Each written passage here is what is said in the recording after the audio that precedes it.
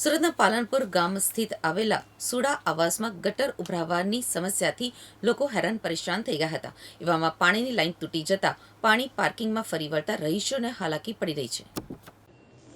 સુરતના પાલનપુર ગામ સ્થિત આવેલા સુડા આવાસમાં ગટર ઉભરાવાની સમસ્યાથી સ્થાનિક રહીશો પરેશાન હતા। એવામાં હવે પાણીની લાઈન તૂટી જતા હાલાકી ભોગવવી પડી રહી છે।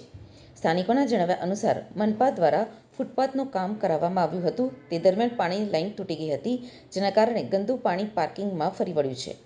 પાણી પાર્કિંગમાં ફરી વળતા મચ્છરોનો ઉપદ્રવ થાય છે, તેમાં સ્થાનિકોને અવરજવરમાં પણ ખૂબ જ તકલીફ પડી રહી છે। સ્થાનિક રહેવાસી સુધીરભાઈએ જણાવ્યું હતું કે વારંવાર ગટર ઉભરાય છે।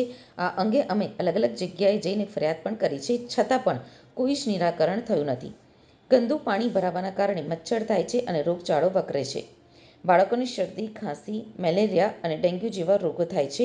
તદુપરાંત પાર્કિંગમાં પાણી ભરાઈ જવાથી કામધંધે જવામાં પણ તકલીફ પડી રહી છે। સુધીરભાઈ, સોડા આવાસ 6 માં રહું છું। 1 થી 12 બિલ્ડિંગમાં ગટર લાઈનનો પ્રોબ્લેમ છે। ડ્રેનેજ લાઈન બધું ગટર ઉભરાય છે। વારંવાર કમ્પ્લેન્ટ કરીએ છીએ, અમે લેખિતમાં અરજી કરીએ તો કોઈ નિરાકરણ આવતું નથી। લોકો એસએમસીના આવે છે, જોઈને પાછા ચાલ્યા જાય છે કે આજે આ ગાડી બોલાવો, પેલી ગાડી બોલાવો, આજ સુધી કોઈ આવ્યો નથી। આ કાયમની સમસ્યા છે, કોઈ દિવસ એવા એ નથી કે આ કાયમનો જ પ્રોબ્લેમ છે।